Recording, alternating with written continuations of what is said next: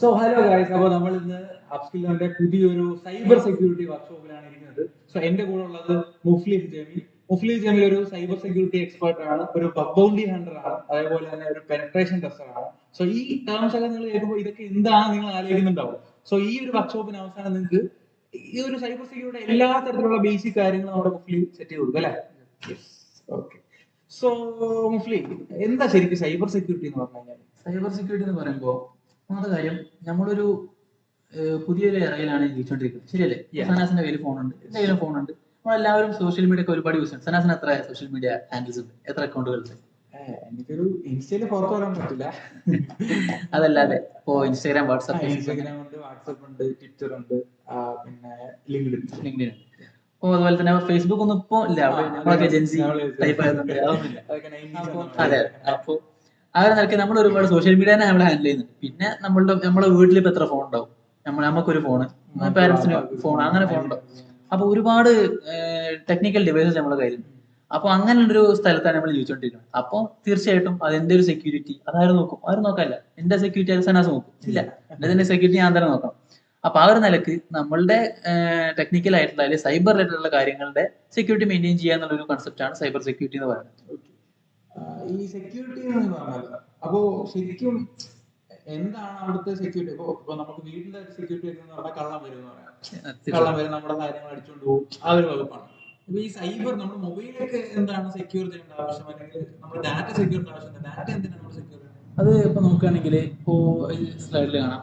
ഒന്നാമത്തെ കാര്യം, നമ്മളുടെ എന്തുകൊണ്ടാണ് സൈബർ സെക്യൂരിറ്റി ഒരു ഇമ്പോർട്ടൻസ് ആണ് ഇപ്പൊ ചോദിച്ചത്. അപ്പോൾ ഒന്നാമത്തെ കാര്യം, നമ്മുടെ കയ്യിൽ സ്മാർട്ട് ഫോൺസ് ഉണ്ട്. പിന്നെ ഇപ്പോൾ ഒരുപാട് കമ്പനീസ് ആയാലും ഒക്കെ ആയാലും അവരുടെ ഡാറ്റ മൊത്തം ക്ലൗഡിലാണ് സ്റ്റോർ ചെയ്തിട്ടുണ്ടാവുക. അപ്പോൾ ക്ലൗഡ് മെമ്മറി എന്താണെന്നുള്ളത് നമുക്ക് വേറെ ഡെപ്തിൽ പോകേണ്ട കാര്യമാണ്. അതല്ലാതെ പറയുകയാണെങ്കിൽ ഒരു എവിടെയെന്ന് അറിയാത്ത ഒരു സ്റ്റോറേജിലാണ് അതൊക്കെ എടുക്കുന്നത്. അതുപോലെ തന്നെ കാര്യമാണ്, പിന്നെ നമ്മുടെ ബാങ്കിങ് സിസ്റ്റംസ് ഒക്കെ ഫുൾ ഓൺലൈനാണ്. ഇപ്പോൾ ഗൂഗിൾ പേ അങ്ങനത്തെ UPI സിസ്റ്റംസ്, അതുപോലെ തന്നെ എല്ലാ ട്രാൻസാക്ഷൻസും ഫുള്ളി ഓൺലൈനാണ്. ഇപ്പൊ ആരും പണ്ടത്തെ പോലെ ട്രഷറിയിൽ പോയി ചെക്ക് വാങ്ങാനൊന്നുമില്ല. എല്ലാവരും ജസ്റ്റ് നമ്മളെ ഫോണിൽ അടിക്കുന്നു, ചെലവാക്കുന്നു. അപ്പൊ മൊത്തത്തിൽ എല്ലാം ഈ ഒരു ഫീൽഡിലേക്ക് പോയതുകൊണ്ട് വളരെ ഇമ്പോർട്ടൻറ്റ് ഇല്ലാതെ എന്ത് ചെയ്യില്ല, ഒരു സെക്യൂരിറ്റി മെയിൻറ്റെയിൻ ചെയ്യാൻ പറ്റില്ല. നമ്മൾ കടയിൽ ഒരു സെക്യൂരിറ്റിനെ വെക്കണ പോലെ ജസ്റ്റ് നമ്മൾ എന്ത് ചെയ്യണം, കുറച്ച് കാര്യങ്ങളൊക്കെ വെച്ച്, പാസ്വേഡ്സ് വെച്ച്, അല്ലെങ്കിൽ കുറച്ചു നമ്മളുടെ ഡാറ്റ ഒന്ന് സെക്യൂർ ആക്കി വെച്ച് വേണം നമ്മൾ കാര്യങ്ങൾ അപ്രോച്ച് ചെയ്യാൻ. അപ്പോൾ നമ്മൾ കുറച്ച് എന്ത് ചെയ്യാം, നോർമൽ കോമൺ ആയിട്ട് കാണാൻ സൈബർ അറ്റാക്സ് ഒരുപാടുണ്ട്. സനാസിന് ഏതൊക്കെയാണ് സൈബർ അറ്റാക്സ് പരിചയമുണ്ട്? Phishing attack. ഫിഷിംഗ് ഒരു വളരെ കോമൺ ആയിട്ടൊരു അറ്റാക്ക് ആണ്. അപ്പോൾ എന്താണ് ഫിഷിംഗ്? ഫിഷിംഗ് എന്ന് പറയുമ്പോൾ ഇപ്പൊ ഞാൻ സനാസിന് ഒരു ലിങ്ക് അയച്ചുതരാം. സനാസ്, എടാ ഈ ലിങ്ക് ഒന്ന് ക്ലിക്ക് ചെയ്യും, എനിക്ക് ഫ്രീ ആയിട്ടൊരു അത്രേ ഉള്ളൂ. അല്ലെങ്കിൽ ഇതുപോലെ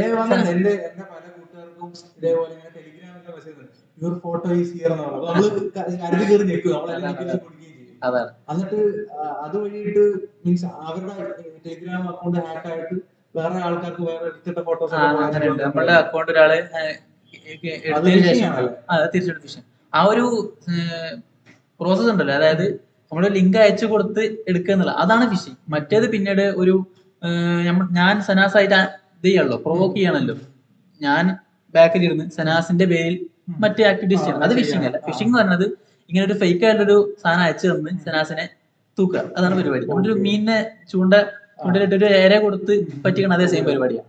പിന്നെയുള്ള അതുപോലത്തെ ഒരു സാധനമാണ് വൈറസ്. നമ്മൾ സ്ഥിരം കേൾക്കണം, വിൻഡോസിൽ വൈറസ് അങ്ങനെ കേൾക്കണം. അതിന് ഒറിജിനലി പറഞ്ഞ പേരാണ് മാൽവെയർ. അതായത് സൈബർ സെക്യൂരിറ്റി ടേമിൽ പറയുന്ന വേർഡാണ് മാൽവെയർ. മാൽവെയർ എന്ന് പറയുമ്പോൾ ഇതുപോലെ തന്നെ നമ്മൾ എന്ത് ചെയ്യാണ്, ഒരു വൈറസ് ഉണ്ടാക്കി അതൊരു പ്രത്യേക പേരുള്ള ഫയൽ സേവ് ചെയ്തു. ഇപ്പൊ ഞാൻ GTF5 എന്ന പേരിലെ ഫയൽ സേവ് ചെയ്തു, സനാസിന് അയച്ചിട്ടുണ്ട്. എടാ GTF5 ക്രാക്ക് കേറ്റിക്കോ, അത്രേ ഉള്ളൂ, മോൻ കേറ്റിക്കോ എന്ന് പറഞ്ഞു തരും. ഇപ്പോ നമ്മൾ ഫോണിൽ ഹാക്ക് ചെയ്യുന്ന ആൻഡ്രോയിഡ് ഹാക്കിംഗ് എന്നാ പറയാം. അത് സിമ്പിൾ ആണ്. ജസ്റ്റ് ഇതുപോലെ ഏതെങ്കിലും APK ഫയൽസ്, നമ്മൾ ഇപ്പൊ അടുത്ത് കണ്ടൊരു ഇതാണ്, മറ്റേ ട്രാഫിക് ഇതുണ്ടല്ലോ, AI ക്യാമറ ഉണ്ട്.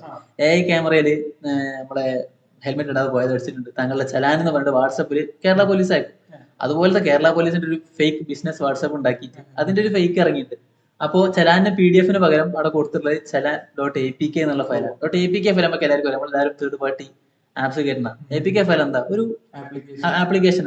അപ്പൊ അതറിയാത്ത സാധാരണ പ്രായമുള്ള ആൾക്കാർക്ക് ശ്രദ്ധിക്കില്ല, നേരെ ക്ലിക്ക് ചെയ്ത് ജസ്റ്റ് ചോദിക്കാൻ എന്താ, do you want to run ചെയ്യുന്ന ചോദിക്കുക. അപ്പൊ നമ്മള് പെർമിഷൻ കൊടുക്കും. അപ്പൊ സാധനം ഇൻസ്റ്റാൾ ആയി കഴിഞ്ഞു.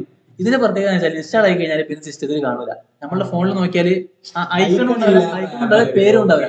നമ്മൾ എത്ര നോക്കിയാലും കാണൂല. സെറ്റിംഗ്സിൽ പോയി ആപ്സിൽ പോയി വ്യൂ ഓൾ ആപ്സ് കൊടുത്താൽ മാത്രമേ ഇത് കാണാൻ പറ്റൂ. അപ്പൊ ഇത് ഭയങ്കര അപകടമാണ്. നമ്മൾ അറിയാതെ പോലും നമുക്ക് പരിചയമില്ലാത്തൊരു സാധനം എന്ത് ചെയ്യാൻ പാടില്ല, കയറ്റാൻ പാടില്ല.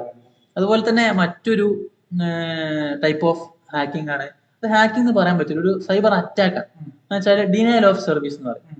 സർവീസ് എന്ന് പറഞ്ഞാൽ എന്താണ്, ഒരുപാട് കമ്പനീസ് നമുക്ക് തരുന്ന ഒരു ഫീച്ചറാണ് സർവീസ്. നമ്മുടെ ഒരു വെബ്സൈറ്റ് ഒരു കമ്പനി തരുന്നുണ്ടെങ്കിൽ അവരുടെ ഒരു സർവീസ് ആണ് ആ ഒരു വെബ്സൈറ്റ്. അപ്പൊ നമ്മൾ ആ സർവീസിനെ ഡിനൈ ചെയ്യുക, അതാണ് ഡിനയൽ ഓഫ് സർവീസ്. അതായത് ഇപ്പോൾ ഫോർ എക്സാമ്പിൾ ഞാൻ എന്ത് ചെയ്യുന്നു, ആമസോണിന്റെ വെബ്സൈറ്റിനെ ഡിനയൽ ഓഫ് സർവീസ് അറ്റാക്ക് ചെയ്യുന്നു, DOS എന്നാണ് ഇതിന് പറയാം. അപ്പൊ DOS അറ്റാക്ക് ഞാൻ ചെയ്യുകയാണെങ്കിൽ ഞാൻ ചെയ്യുന്നത് എന്റെ സിസ്റ്റത്തിൽ നിന്ന് തന്നെ ഒരുപാട് റിക്വസ്റ്റുകൾ ആ വെബ്സൈറ്റ് കയറ്റാണ്, ഒരുപാട് തവണ തുറക്കുന്നത് പോലെ. അപ്പൊ എന്ത് ചെയ്യും, സ്വാഭാവികമായിട്ടും അതിനൊരു കപ്പാസിറ്റി ഉണ്ടാവും. ഒരു വെബ്സൈറ്റിന് ഒരു കപ്പാസിറ്റി ഉണ്ട്. ആ കപ്പാസിറ്റി മാക്സിമം ആവണം എന്നൊക്കെ ഞാൻ ഒരുപാട് റിക്വസ്റ്റുകൾ അയച്ചു കഴിഞ്ഞാൽ ശരിക്കും സനാസ് എന്ത് ചെയ്യാണ്, ഒരു സാധനം നോക്കാൻ വേണ്ടി ആമസോണിൽ കയറാൻ നോക്കുമ്പോൾ സൈറ്റ് ലോഡ് ആവില്ല, സൈറ്റ് ജാം ആയിട്ട്. അപ്പൊ നോർമൽ യൂസേഴ്സിന് എന്ത് ചെയ്യാൻ പറ്റില്ല, ആക്സസ് ചെയ്യാൻ പറ്റില്ല. അങ്ങനെയുള്ള ഒരു type of attack plus two result.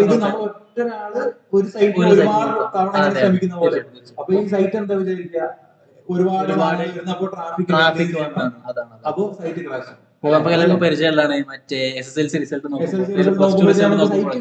അതാണ്. അതെന്തുകൊണ്ടാ SSLC റിസൾട്ട് 3 മണിക്ക് വരും പറഞ്ഞാൽ കേരളത്തിലെ എല്ലാ കുട്ടികളും 3 മണിക്ക്. അത് നമ്മൾ എന്ത് ചെയ്യണം, ഇവിടെ മിമിക്കുകയാണ്. ഞാൻ ഒരു ലക്ഷം റിക്വസ്റ്റ് എന്റെ സിസ്റ്റത്തിൽ നിന്ന് അയക്കുകയാണെങ്കിൽ 1 ലക്ഷം റിക്വസ്റ്റ് ഇവിടെ തന്നെ പോയി. അപ്പൊ അവിടെ DHSന്റെ സൈറ്റിന് എന്ത് വരും, 1 ലക്ഷം കുട്ടികൾ ആക്സസ് ചെയ്യാൻ നോക്കുന്നു. അപ്പോ സൈറ്റ് ജാം ആയി. അതാണ് സംഭവിക്കുന്നത്. അതാണ് DOS എന്ന് പറഞ്ഞ അറ്റാക്കിൽ വരുന്നത്. പിന്നുള്ളതാണ് man in the middle attack. അതായത് പേര് പോലെ തന്നെ മാൻ ഇൻ ദ മിഡിൽ, രണ്ടുപേർ തമ്മിലുള്ള ഇടപാടിന് നടുക്ക് ഒരാൾ വന്ന് നിൽക്കുക. ഇപ്പോ ഞാന് എന്ത് ചെയ്യാണ്, സനാസ് ഒരു ആള് മറ്റൊരു കോൺവെർസേഷൻ നടക്കുക. സനാസിന്റെ കമ്പനിയുടെ ഭാഗമായിട്ട് സനാസ് എന്ത് ചെയ്യാണ്, ഒരു സ്പെഷ്യൽ കോൺവെർസേഷൻ, ഒരു മീറ്റിംഗ് നടന്നുകൊടുക്കുക. ഞാനത് എന്ത് ചെയ്യും, നിങ്ങൾ വോയിസ് നിങ്ങൾ ചാറ്റ് ചെയ്യും. അപ്പൊ ഞാൻ എന്ത് ചെയ്യും, നിങ്ങളുടെ നടുക്ക് കയറും. നിങ്ങൾ രണ്ടുപേരും അറിയാൻ പോകുന്നില്ല ഞാൻ കയറിയത്. എന്നിട്ട് എന്ത് ചെയ്യും, ഈ ഒരു മെസ്സേജ് അയക്കും, നമുക്ക് നാളെ 10 മണിക്ക് കാണാം. ഞാനത് മെല്ലെ ക്യാപ്ചർ ചെയ്യും. ഞാനത് ക്യാപ്ചർ ചെയ്യും. 10 മണി മാറ്റി 2 മണിയാക്കും. അപ്പോ അയാളത് കാണുമ്പോൾ എന്ത് 2 മണിക്ക് എത്തുന്നതായിരിക്കും.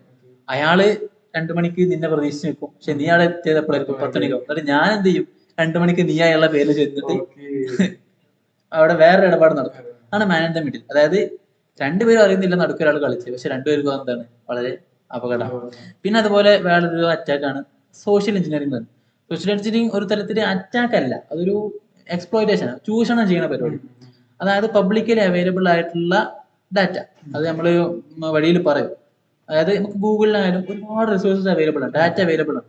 അപ്പോൾ അതുവഴി ഒരാളെ കുറിച്ച് അവൈലബിൾ ആയിട്ടുള്ള എല്ലാ ഡാറ്റയും നമ്മൾ കളക്ട് ചെയ്ത് അയാളെ പറ്റിക്കുക. ഇപ്പോ നമ്മൾ ഒരു പണി ചെയ്യണം. അതൊരു ഇൻട്രസ്റ്റിംഗ് സ്റ്റോറി ഉണ്ട് ട്വിറ്ററിനെ കുറിച്ചിട്ട്. ട്വിറ്ററിനെ മൊത്തത്തിൽ ഹാക്ക് ചെയ്തൊരു സ്റ്റോറി ഉണ്ട്. അത് ഒരു ചെറിയ കുട്ടി ചെയ്തതാ. അത് ഒരിക്കലും എന്തല്ല, ഒരു ഭയങ്കര സിസ്റ്റം ഉപയോഗിച്ചുള്ള ഹാക്കിങ്ങോ കാര്യങ്ങളൊന്നും അല്ല. ഈ സോഷ്യൽ എഞ്ചിനീയറിംഗ് എന്ന് പറയുന്ന കുഞ്ഞി സംവിധാനം ഉപയോഗിച്ച് ചെയ്ത നല്ലൊരു ബുദ്ധിപരമായിട്ടൊരു നീക്കായിരുന്നു. അത് നല്ല രസമാണ്. എന്ന് വെച്ചാല് ഇപ്പോ ഞാനും സനാസം പഠിക്കുന്ന TCAM എഞ്ചിനീയറിംഗ് കോളേജിലാണ്. നമുക്കൊരു പണി ചെയ്യാം. ഞാന് TCAMന്റെ ഓഫീസിൽ വിളിക്കും. ഞാനിവിടെ ക്യാമ്പസ് നെറ്റ്വർക്കിംഗ് സെന്ററിന്റെ ഏറ്റവും ടോപ്പ് ആളാണ്. ഇവിടുത്തെ IP അഡ്രസ്സിന് ചെറിയൊരു ഇഷ്യൂ കാണുന്നുണ്ട്, അതുകൊണ്ട് കമ്പ്യൂട്ടറിന് MAC അഡ്രസ് ഒന്ന് തരണം, ഞാൻ എല്ലാം റെഡിയാക്കി തരാന്ന് പറയും. അവർ ഞാൻ ആരാന്ന് വിശ്വസിച്ച് തരും, ഞാനത് മിസ്യൂസ് ചെയ്യും. ഇതാണ് സോഷ്യൽ എഞ്ചിനീയറിംഗ്. നമ്മൾ അതിന്റെ പ്രറ്റൻഡ് ചെയ്ത് ഒരാളെ പറ്റിക്കുക. പബ്ലിക്കലി അവൈലബിൾ, ആ ഫോൺ നമ്പർ പബ്ലിക്കലി അവൈലബിൾ ആണ്. ഹാക്കിംഗ് അല്ല, ഒരു തരം മാനിപ്പുലേഷൻ ആണ്. ഒരു ടൂൾസ് വെച്ചുള്ള ഹാക്കിംഗ് ഒന്നുമല്ല. നമുക്ക് ചെയ്യാൻ പറ്റും. ഞാൻ ഇതില് വഴിയിൽ കാണിച്ചത്. അപ്പോ അങ്ങനെയാണ് കോമൺ സൈബർ അറ്റാക്സ് വരുന്നത്. ഇനി എന്തൊക്കെ ഹാക്ക് ചെയ്യപ്പെടാം? ഒരുപാട് സാധനങ്ങൾ ഹാക്ക് ചെയ്യപ്പെടാൻ പറ്റും. എന്തൊക്കെ ഒരു കമ്പ്യൂട്ടറുമായി ഇന്റർനെറ്റുമായി റിലേറ്റഡ് ആയിട്ടുണ്ടോ എന്ത് ഹാക്ക് ചെയ്യാം. ഇപ്പോൾ CCTV ആണെങ്കിൽ വൈഫൈ ഇല്ലാതെ വർക്ക് ചെയ്യില്ല. കാരണം നമ്മൾ വീട്ടിൽ CCTV വെച്ചു, അത് നമ്മൾ നമ്മളെ ഫോണിൽ വ്യൂ ചെയ്യാണ്. അതിനെന്താണ്, വൈഫൈ ഉള്ളതുകൊണ്ടാണ്. ഹാക്ക് ചെയ്യാം.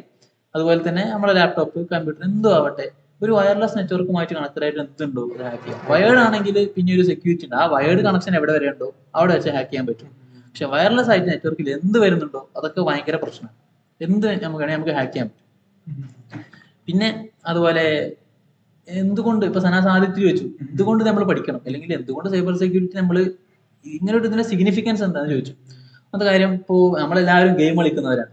ഇപ്പോ നമ്മൾ ഒരുപാട് കാണുന്നുണ്ട് ഫ്രീ ഫയർ അക്കൗണ്ട് ഹാക്ക് ആയി അടിച്ചുകൊണ്ട് പോയി, PUBG അക്കൗണ്ട്. സ്കിന്ന് കിട്ടുമെന്നൊക്കെ ആ, പറഞ്ഞ അതാണ് സൈഡിൽ അതാണ്. കാണിക്കും. ആ, അതെ. നേരെ കയറി നേരെ അക്കൗണ്ട് കയറി പാസ്വേഡ് ആയിക്കോട്ടെ. അക്കൗണ്ടിന് ഐഡിയും അക്കൗണ്ട് ലിങ്ക് ചെയ്ത ഫേസ്ബുക്ക് അത് ഐഡിയും ഫിഷിംഗ് പാസ്വേഡ് ആണല്ലേ? അതൊരു തരം ഫിഷിംഗ് ഫിഷിംഗ് അറ്റാക്ക് ആണ്. ആണ്. അതോടൊപ്പം ഈ സോഷ്യൽ എഞ്ചിനീയറിംഗ് പോലത്തെ ഒരു അറ്റാക്ക് കൂടെ. ഫിഷിംഗ് എന്ന് പറഞ്ഞാൽ ഫേക്ക് ആയിട്ടുള്ള സാധനം തരുന്നത്. ചിലപ്പോ ഇത് പ്രൊവൈഡ് ചെയ്യാം. ഇത് ഗെയിമിംഗ് അക്കൗണ്ട് പോകണം അങ്ങനെ മാത്രമല്ല. ഇപ്പൊ ചെന്ന് കയറി കൊടുക്കണം ചെന്ന് കയറി കൊടുക്കണം. ഇപ്പൊ ഞാന് ഗെയിം കളിക്കുന്നുണ്ട്. സനാസ് എന്റെ ഫ്രണ്ടാണ്. സനാസ് പറയും, എടാ എനിക്ക് കുറച്ച് ഇതുണ്ട്, റെഡീം കോഡ് പൈസ കിട്ടിയിട്ടുണ്ട്, പക്ഷെ ഇത് എന്റെ അക്കൗണ്ടിലാണ്. അപ്പൊ അനക്കത് ടോപ്പപ്പ് ചെയ്ത് തരാം, എന്റെ അക്കൗണ്ട് എനിക്ക് വേണം, ഞാൻ എന്റെ ഫോണിൽ നിന്ന് കയറിയിട്ട് ചെയ്തു തരാൻ പറയും. അതും പറഞ്ഞ ആള് പോയി, അക്കൗണ്ട് ഐഡിയും പാസ്വേഡ് പഠിച്ച് പോയി. പിന്നെ എനിക്ക് എന്നെ വിളിച്ചാൽ കിട്ടില്ല, ഈ സ്വിച്ച് ഓഫ് ആക്കി സ്ഥലം വിട്ടു. അതൊരു തരം ഇതാണ്. അപ്പൊ ഇങ്ങനെ ഒരുപാട് ഗെയിമിംഗ് അക്കൗണ്ടുകൾ പോണ കേസുകളുണ്ട്. നമുക്കറിയാം, നമ്മളെ ഫ്രണ്ട്സിനൊക്കെ പോയതായിട്ട് അറിവുണ്ടാവും. അതുകൊണ്ട് ആ ഒരു കാര്യത്തിൽ നമ്മൾ സെക്യൂർ ആവുക എന്നുള്ളത് അതൊരു കോമൺ സെൻസിന്റെ ആവശ്യം മാത്രം മതി. ഇത്തരം കാര്യങ്ങളൊക്കെ സെക്യൂർ ആവും. പിന്നെ ഉള്ളതാണ് സോഷ്യൽ മീഡിയ അക്കൗണ്ട് ഇതേപോലെ അടിച്ചു പോണത്. ഒരുപാട് ആൾക്കാരുടെ സോഷ്യൽ മീഡിയ അക്കൗണ്ട്സ് ഇതേപോലെ തന്നെയാണ് പോവുക. ജസ്റ്റ് എന്തെങ്കിലും തരാം, ഇന്ന പേരിൽ ചെയ്തുകൊണ്ടു. പിന്നെ ഫിഷിംഗ് അറ്റാക്ക് വഴി ഒരുപാട് സോഷ്യൽ മീഡിയ അക്കൗണ്ട് പോകും. ഞാൻ ഡെമോ ഇവിടെ കാണിച്ചു തരാം, എങ്ങനെ ഇൻസ്റ്റാഗ്രാമിൽ നമുക്ക് ആളെ ഇൻസ്റ്റാഗ്രാം അക്കൗണ്ട് സുഖമായിട്ട് എങ്ങനെ തൂക്കാം എന്നുള്ളത്. പിന്നെ ഉള്ളതാണ് സ്കൂൾ ലീക്സ്. ഒരുപാട് പേരുടെ പേഴ്സണൽ ചാറ്റ്സോ കാര്യങ്ങളൊക്കെ ഒരുപാട് ലീക്ക് ആവുന്നു. അതൊക്കെ ഒരു ജസ്റ്റ് നമ്മൾ സ്വന്തത്തെ സെക്യൂർ ആക്കാത്തതുകൊണ്ട് തന്നെ ഇഷ്യൂസ് ആണ്. അല്ലാണ്ട് ഒരുപാട് ഹാക്കിങ് ഭയങ്കര സംഭവം ഒരാൾ കമ്പ്യൂട്ടറിന് മുന്നിൽ നിന്ന് ചെയ്ത് അങ്ങനെ തന്നെ ഇഷ്യൂസ് അല്ല. ജസ്റ്റ് ഇതുപോലെ നമ്മള് കുഞ്ഞു കുഞ്ഞു നമ്മളുടെ കയ്യിലുള്ള ഫോൾട്ട് കൊണ്ട് വരുന്ന പ്രശ്നങ്ങളാണ്. പിന്നെ നമ്മൾ സ്ഥിരം കാണുന്ന ഫേക്ക് OTP സ്കാൻ. എപ്പോ ഫോൺ വിളിക്കുമ്പോഴും നമ്മൾ കേൾക്കുന്നതാണ്. ആദ്യം ആൾക്ക് കോൾ കണക്ട് ആവുന്നതിന്റെ മുന്നേ ഇന്ന പേരിൽ വിളിക്കും, അത് നമ്മൾ കാര്യമാക്കരുത്. കാരണം അത് കോമൺ ആണ്.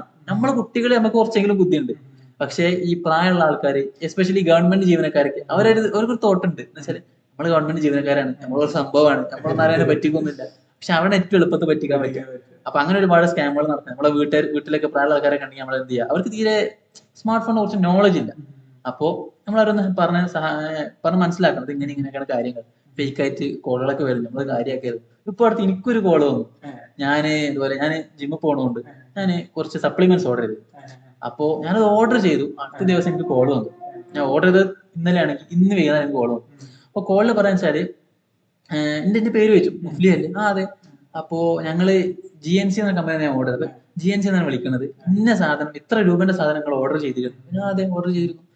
അപ്പോ അത് നമ്മള് ഇന്ന് രാവിലെ നടന്ന ആപ്പ് മെയിൻ്റനൻസിന്റെ ഭാഗമായിട്ട് ഇത്ര മണിക്കൂർ മുന്നേ നടന്ന ഓർഡറുകളെല്ലാം ഓട്ടോമാറ്റിക്കലി ക്യാൻസൽ ആയി പോയിട്ടുണ്ട്. നമുക്ക് ഡിസ്പാച്ച് ചെയ്യണതിന്റെ മുന്നേ ഓർഡർ ക്യാൻസൽ ആയി പോയിട്ടുണ്ട്. അപ്പൊ നിങ്ങൾ റീ ഓർഡർ ചെയ്യണം, എന്നാലേ സാധനം കിട്ടുള്ളൂ. അപ്പൊ ഞാൻ പറഞ്ഞു, ഞാൻ മുന്നേ ഓർഡർ ചെയ്യുന്നതിന്റെ പേയ്മെന്റ് നടത്തിയിട്ടുണ്ട്. അപ്പൊ അതിന്റെ പേയ്മെന്റ് റീഫണ്ട് വരും. ആ റീഫണ്ട് ഇനീഷ്യേറ്റ് ആവണമെങ്കിൽ ആദ്യം ഒന്നുകൂടി റീപേയ്മെന്റ് നടത്തണം. അപ്പൊ ഞാൻ ആലോചിച്ചു, ഞാൻ ഇന്ന കമ്പനിയെ വിളിക്കണമെന്ന് പറഞ്ഞു, അത് സ്വാഭാവികം, സ്കാം ചെയ്യാം. പക്ഷെ എന്റെ പേര്, ഞാൻ ഓർഡർ ചെയ്ത സാധനം, അതിന്റെ പ്രൈസ്, ഓർഡർ ചെയ്ത ടൈം ഒക്കെ അവർക്ക് എങ്ങനെ കിട്ടി? അത് ഈ GNC പറഞ്ഞ കമ്പനി പറഞ്ഞ ഒരു സെക്യൂരിറ്റി ഡാറ്റ ബ്രീച്ച് ആണ്. പക്ഷെ ഞാൻ അത്ഭുതപ്പെട്ടു, ഈ സ്കാമർമാർ എങ്ങനെയോ തൂക്കി. പക്ഷെ അതൊരിക്കലും പല ആൾക്കാർക്കും ഡാറ്റ പോകും.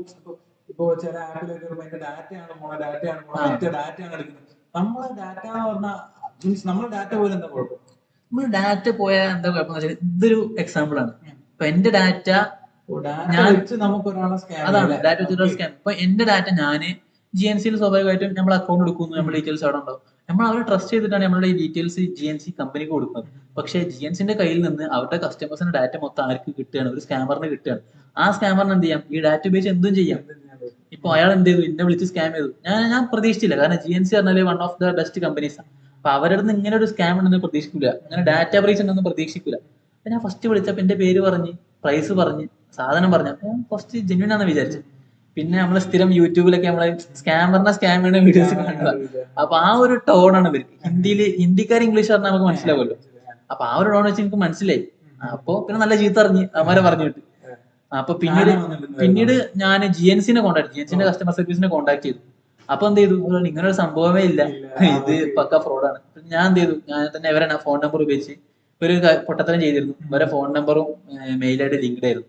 അവിടെ എനിക്ക് ഒരു ലൊക്കേഷൻ സുഖം എടുക്കാൻ പറ്റും. ബീഹാറിലെ ഒരു വർക്ക് ചെയ്ത് ആ ലൊക്കേഷൻ എടുത്ത് ഞാൻ GNCക്ക് അയച്ചു കൊടുത്ത്, അങ്ങനെ ബാക്കി അവർ നോക്കിക്കോട്ടെ എന്നുള്ള ആക്കി അത് കിട്ടും.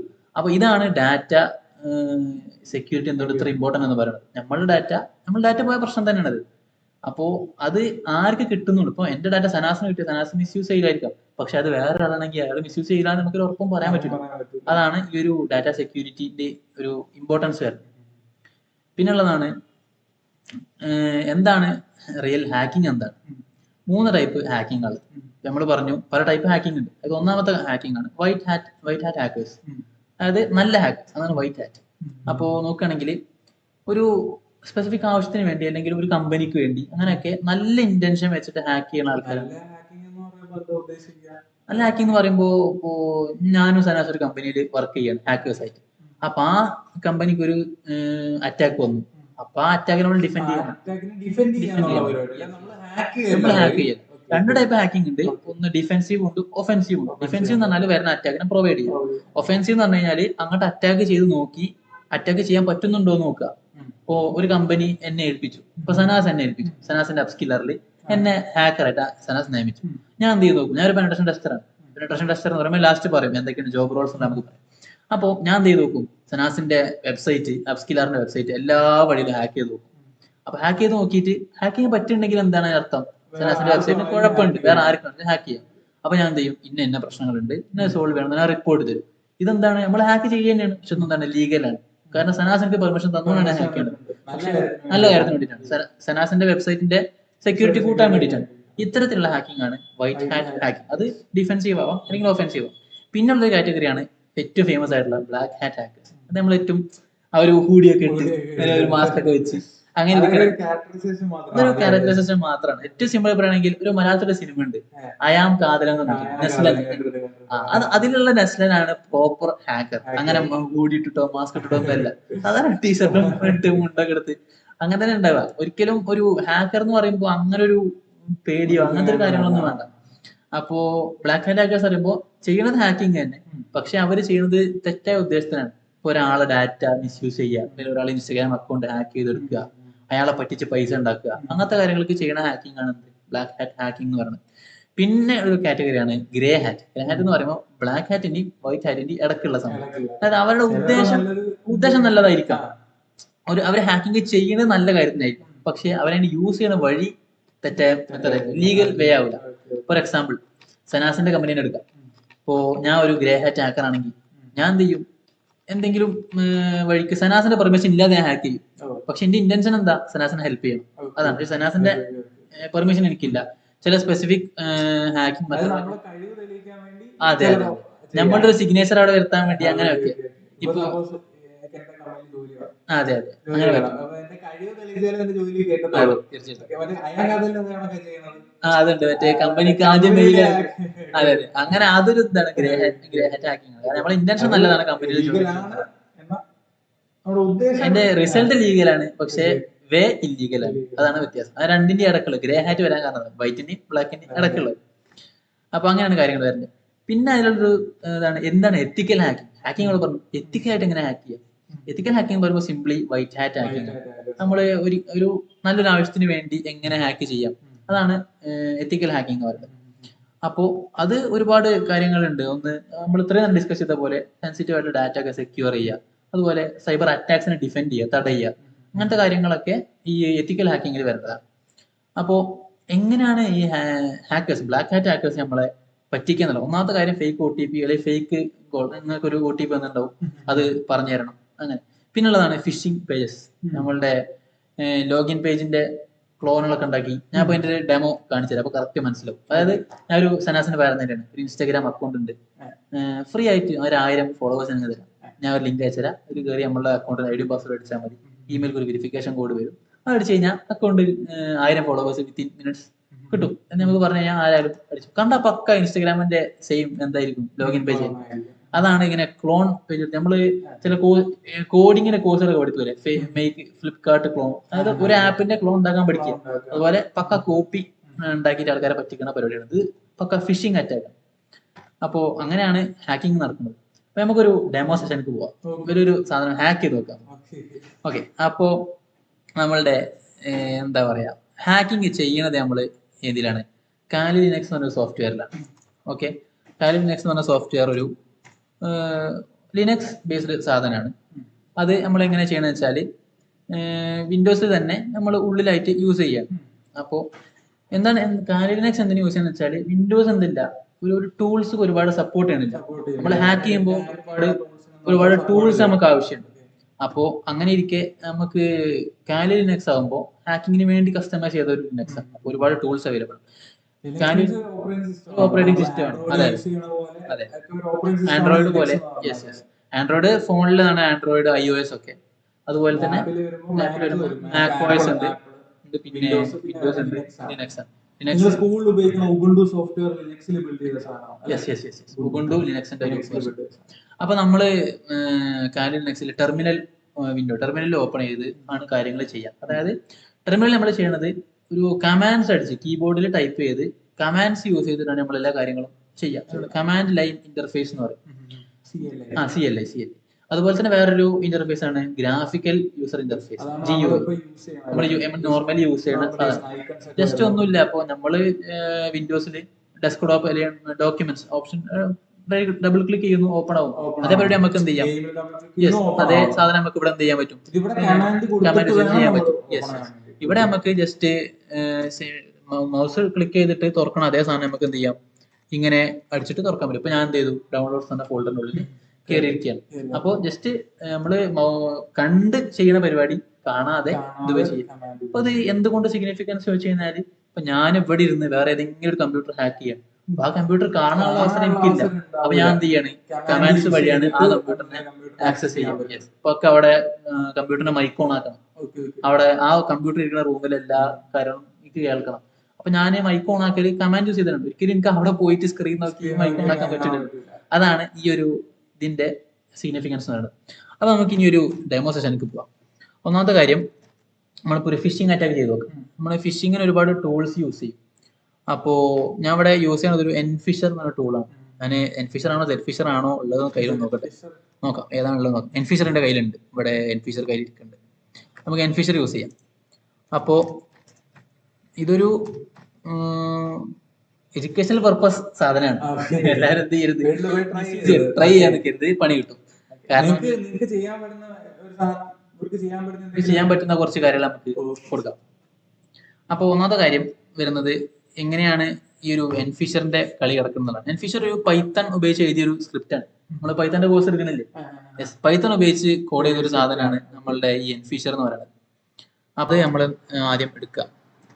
അത് CD എന്ന് പറഞ്ഞാൽ ചേഞ്ച് ഡയറക്ടറി എന്ന് പറഞ്ഞ ഒരു കമാൻഡ് ആണ്. അത് വെച്ചിട്ടാണ് നമ്മൾ അതിനെ ആക്സസ് ചെയ്യുക. ആ ഒരു ഫോൾഡർക്ക് ജസ്റ്റ് ഞാൻ നേരത്തെ കാണിച്ച പോലെ ഒരു CD ഡൗൺലോഡ്. ഈ ഒരു പ്രൊസീജിയർ ഫുൾ ആയിട്ട് നിങ്ങൾ കാണിക്കുന്നത് പറഞ്ഞു കഴിഞ്ഞാൽ, ഇപ്പോ നിങ്ങളത് മിസ്യൂസ് ചെയ്യാണ്ടിരിക്കാൻ വേണ്ടിയിട്ടാണ്. ഓക്കെ, നിങ്ങൾക്ക് ഇപ്പോ ഒരു സ്കൂൾ സ്റ്റുഡൻസ് അല്ലേ, കുറച്ചുകൂടെ ഒക്കെ നിങ്ങൾ പ്രായമാകുമ്പോൾ നിങ്ങൾക്കൊരു എന്താ പറയാ, ഒരു മെച്യൂരിറ്റി ഒക്കെ ആകുന്ന സമയത്ത് നമുക്ക് ഇതിന്റെ ഫുൾ കോഴ്സ് ഒക്കെ വേണമെങ്കിൽ ഇറക്കാം. അപ്പം മറ്റേത് ഇങ്ങനെ എല്ലാം കാണിച്ചു കഴിഞ്ഞാൽ കൗതുകത്തിന്റെ പുറത്ത് കയറി ചെയ്ത് കഴിഞ്ഞാൽ പണി കിട്ടും. ഓക്കെ, അപ്പോൾ ജസ്റ്റ് അവർ ആക്സസ് ചെയ്യുക. അതിനുശേഷം നമ്മൾ ഇത് പൈത്തൺ 3 വെച്ചിട്ടാണ് കോഡ് ചെയ്തിട്ടുള്ളത്. അപ്പോൾ അതിനുള്ളൊരു കമാൻഡ് നമ്മൾ അടിച്ചു കൊടുക്കണം.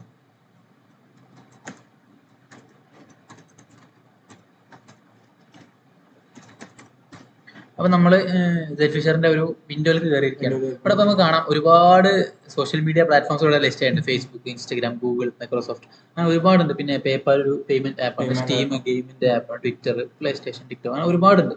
അപ്പൊ ഇത്രയും 33 സോഷ്യൽ മീഡിയ പ്ലാറ്റ്ഫോംസിന്റെ ഫേക്ക് എന്തുണ്ട്, ലോഗിൻ പേജുകളൊക്കെ നമുക്ക് ഇവിടെ അവൈലബിൾ ആണ്. എല്ലാം സെറ്റാണ്, ജസ്റ്റ് ഉപയോഗിച്ചാൽ മാത്രം മതി. അതുകൊണ്ട് ഇത് ഭയങ്കര ഡേഞ്ചറസ് ടൂളാണ്. അപ്പോൾ ഉപയോഗിക്കുമ്പോൾ സൂക്ഷിച്ച് ഉപയോഗിക്കുക. അങ്ങനെ എഡ്യൂക്കേഷൻ പർപ്പസിന് വേണ്ടി നമ്മൾ ഡെമോ കാണിക്കുന്നത്, ഒരിക്കലും ഒരാളെ എക്സ്പ്ലോയിറ്റ് ചെയ്യാനോ അയാൾ ഡാറ്റ എടുക്കാൻ വേണ്ടി യൂസ് ചെയ്യാൻ പാടില്ല. അപ്പൊ നമുക്ക് ഒരു ഇൻസ്റ്റാഗ്രാമിന്റെ ഒരു സാമ്പിൾ വെച്ച് കാണിക്കാം. അപ്പോൾ ഇവിടെ ഇൻസ്റ്റാഗ്രാമിൽ കോഡ് 2 ആണ്. അപ്പോൾ 2 അടിച്ചു കൊടുത്തു. അപ്പോൾ അതിൽ തന്നെ ഇൻസ്റ്റാഗ്രാമിൽ 4 ഓപ്ഷൻസ് അവൈലബിൾ ആണ്.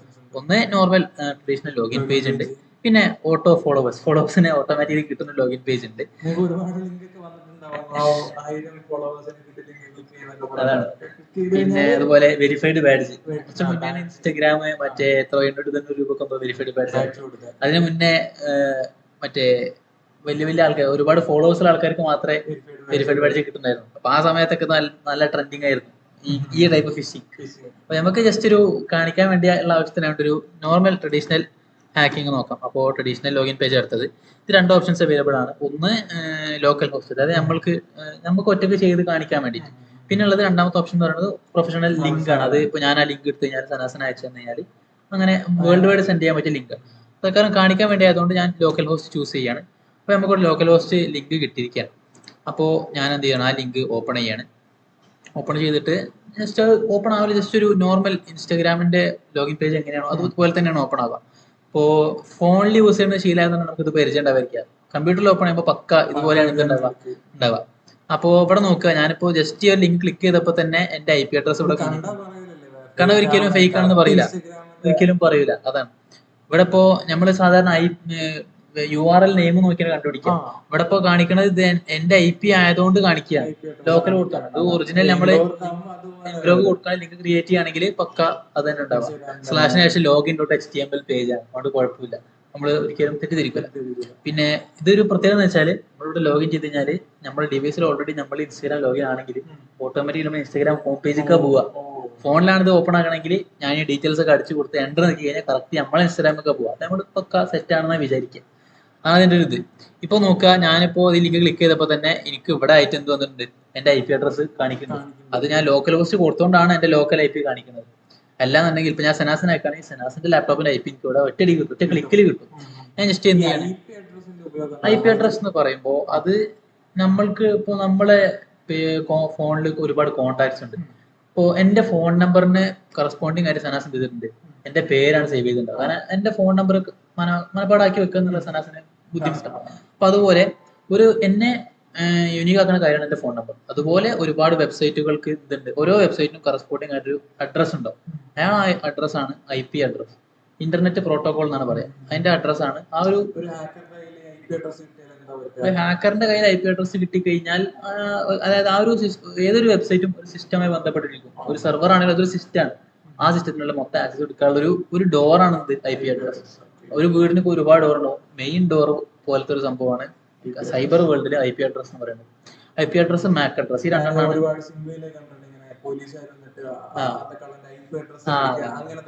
IP അഡ്രസ് രണ്ട് രീതിക്ക് നമുക്ക് സ്പൂഫ് ചെയ്യാൻ പറ്റും, മറച്ചു വെച്ച് വേറെ IP അഡ്രസ്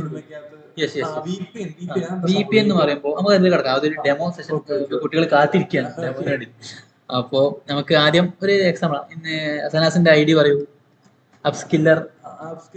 ഓക്കെ, upskiller.club.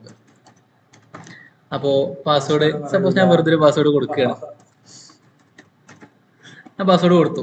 പക്ഷെ ഞാൻ ലോഗിൻ ക്ലിക്ക് ചെയ്യുമ്പോൾ ഇതിവിടെ നടക്കല് ജസ്റ്റ് ലോഗിൻ ആണെങ്കിൽ, അത് നമ്മള് ഫോണിലാണ് തുറക്കണമെങ്കിൽ ഓട്ടോമാറ്റിക്കലി അവിടുത്തെ ഇൻസ്റ്റാഗ്രാം ഹോം പേജിൽ പോകും, ആപ്പ് തുറക്കും, അവിടെ പക്ക വിശ്വസിച്ചു. പക്ഷെ ഇവിടെ സംഭവിക്കണം എന്താ വെച്ചാൽ എനിക്കിവിടെ എന്ത് കിട്ടി, അക്കൗണ്ടിന്റെ നെയിം അപ്സ്കില്ലർ ക്ലബ് എന്നാണെന്ന് കിട്ടി. ഞാൻ അടിച്ച അവിടുത്തെ പാസ്വേഡ് പറയൂല, പക്ഷെ ആ പാസ്വേഡ് കൂടെ കിട്ടി.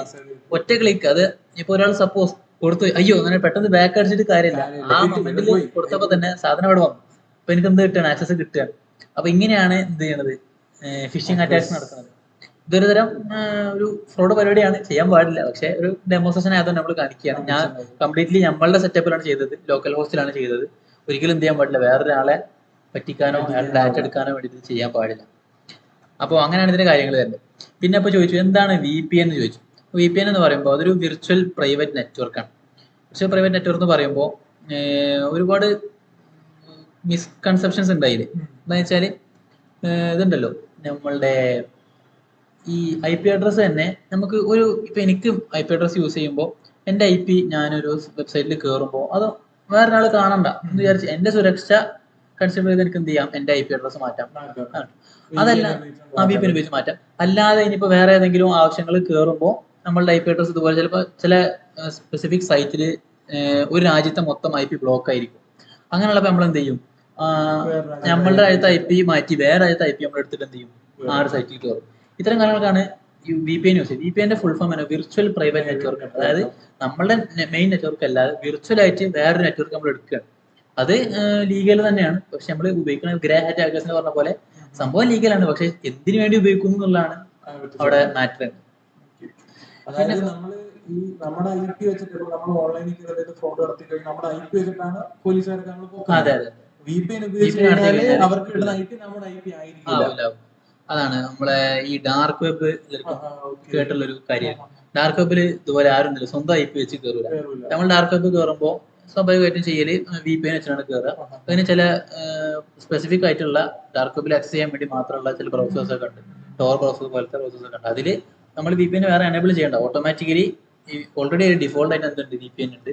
അപ്പോൾ നമ്മൾ ഇപ്പോൾ ഞാനിവിടെ എന്തെങ്കിലും കാര്യങ്ങൾ ചെയ്തു, എന്തെങ്കിലും ചെയ്യാൻ പാടില്ലാത്ത കാര്യങ്ങൾ ചെയ്തു, അപ്പോൾ പോലീസ് ട്രേസ് ചെയ്യാൻ നോക്കുകയാണെങ്കിൽ എന്റെ ലൊക്കേഷൻ കാണിക്കൽ സ്വിറ്റ്സർലൻഡിലോ ജർമ്മനിയിലോ എവിടെയൊക്കെ ആയിരിക്കും. അതാണ് VPN ന്റെ കളി. ഡാർക്ക് വെബിൽ അതൊക്കെ ഒരുപാടുണ്ട്. സത്യം ഒരുപാട് ഡീലിങ്സ് ഒക്കെ കണ്ടതാണ്. അപ്പോ ഇത്രയാണ് ഒരു ഫിഷിംഗ് പെർസ്പെക്റ്റീവ് നോക്കുകയാണെങ്കിൽ. പിന്നെ ഇതുപോലെ നല്ലൊരു ഫേമസ് ആയിട്ടുള്ള മറ്റൊരു ഹാക്കിംഗ് സെറ്റപ്പാണ് ഒസിൻഡ് എന്ന് പറയും, ഓപ്പൺ സോഴ്സ് ഇന്റലിജൻസ്. അതെന്ന് പറയുമ്പോൾ വരുന്നത് ഒരു സിമ്പിൾ ടെക്നിക്കാണ് ഓപ്പൺ സോഴ്സ് ഇന്റലിജൻസ്. അതായത് നോക്കുമ്പോൾ പബ്ലിക്കലി അവൈലബിൾ ഡാറ്റ ആയിരിക്കും, പക്ഷെ അതെന്താണ് റിസ്ക് ഉള്ള സാധനമാണ്. ഇപ്പോൾ സനാസ് ഒരു എന്ത് ചെയ്തു, ഒരു വെബ്സൈറ്റ് ഹോസ്റ്റ് ചെയ്തു. അതിൽ ഒരുപാട് സബ് ഡൊമൈൻസ് ഉണ്ടാവും. ഇപ്പോൾ ലോഗിൻ പേജ് ഉണ്ടാവും, അഡ്മിൻ പേജ് ഉണ്ടാവും, ചിലപ്പോൾ ഗെയിമിനുള്ളൊരു പേജ് ഉണ്ടാവും, സ്റ്റുഡൻറ് ഡാഷ്ബോർഡ് വേറെ ഉണ്ടാവും, അങ്ങനെ ഓരോന്നുണ്ടാവും. അപ്പോൾ അതിലൊക്കെ ഒരുപാട് ഡാറ്റാസ് ഉണ്ടാവും. അതൊക്കെ ശരിക്കും എന്താണ് ഹോസ്റ്റ് ചെയ്ത സാധനം ആയതുകൊണ്ട് പബ്ലിക്കലി അവൈലബിൾ ആയിരിക്കും ഒരുപാട് സാധനങ്ങൾ. അപ്പം നമ്മളത് കണ്ടുപിടിക്കുന്ന പരിപാടിയാണ് എന്ത്, ഒരു ഒസിൻ്റെ യൂസ് ചെയ്ത് ചെയ്യാം. ഒസിൻ്റെ എന്ന് പറയുമ്പോൾ ഏറ്റവും സിമ്പിൾ ആയിട്ട് പബ്ലിക്കലി അവൈലബിൾ ഡാറ്റ അത് നമ്മൾക്ക് വേണ്ട പോലെ യൂസ് ചെയ്യുന്നു. ഞാൻ ഏറ്റവും യൂസ് ചെയ്യണ ഒരു വഴിയാണ്, ഒരു വേ ആണ് എന്ത്, ഗൂഗിൾ ഡോർക്ക് എന്ന് പറയാം. ഗൂഗിൾ ഹാക്കിംഗ് എന്നുള്ള പേര് അറിയപ്പെടുന്നു. ഒന്നുമില്ല, കാര്യം സിമ്പിളാണ്. നമ്മളിപ്പോൾ ആമസോണിലൊക്കെ ഒരു സാധനം സെർച്ച് ചെയ്യണം. അപ്പോൾ ഞാൻ എനിക്കൊരു ഷർട്ട് വാങ്ങും. അപ്പോൾ ആമസോണിൽ കയറി ഷർട്ട്സ് അടിച്ചാൽ ഒരുപാട് ഷർട്ട്സ് വരും, പല ടൈപ്പ് വരും. നമ്മൾ എന്ത് ചെയ്യും, ഫിൽറ്ററിങ് സെർച്ച് കൊടുക്കും, സ്പെസിഫിക് കളർ കൊടുക്കും, സൈസ് കൊടുക്കും, ബ്രാൻഡ് കൊടുക്കും, മെറ്റീരിയൽ കോട്ടൺ ആണോ അങ്ങനെ എല്ലാം കൊടുക്കും. അപ്പോൾ നമുക്ക് എന്ത് ചെയ്യും, നമ്മൾ ആ കൊടുത്ത സ്പെസിഫിക്കേഷൻ അനുസരിച്ചുള്ള റിസൾട്ട്സ് മാത്രമേ കിട്ടും. അതാണ് ഫിൽറ്ററിങ്. അതേ സെയിം പരിപാടിയാണ് ഇവിടെ ചെയ്യുന്നത്. അപ്പോൾ ഈ ഒരു ഗൂഗിൾ ഡോർക്കിംഗ് എന്ന് പറയുമ്പോൾ ജസ്റ്റ് ഗൂഗിളിലാണ് നമ്മൾ ചെയ്യുക. ഗൂഗിളിൽ നമ്മൾ സെർച്ച് ബാറിൽ സാധാരണ നമ്മളിപ്പോൾ യൂട്യൂബ് അടിക്കുകയാണെങ്കിൽ യൂട്യൂബിൽ നിന്ന് അടിക്കുള്ളൂ. പക്ഷെ ഇവിടെ നമ്മൾ എന്ത് ചെയ്യാണ്, ഒരു വേറൊരു പെർസ്പെക്റ്റീവ് കാര്യങ്ങൾ ചെയ്യാം.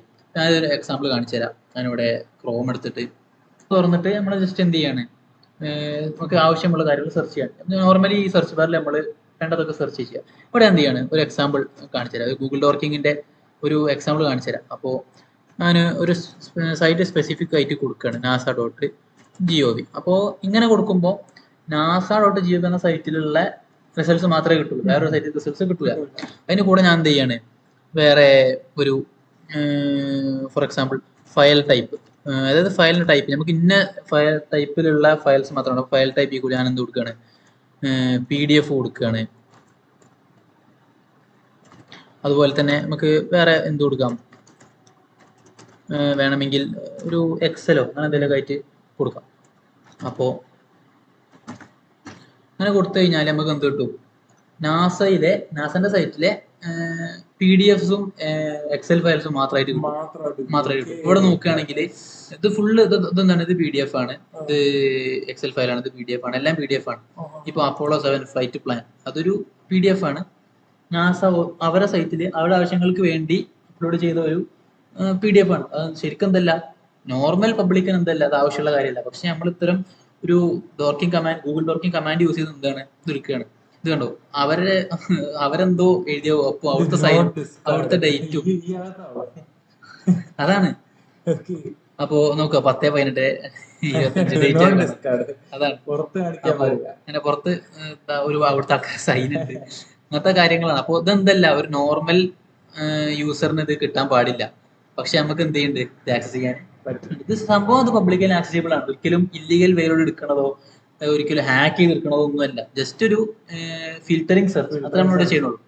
ഇതാണ് നോർമൽ സെർച്ച് ചെയ്താൽ കിട്ടൂല. പക്ഷെ നമ്മൾ ഇങ്ങനെ ഒരു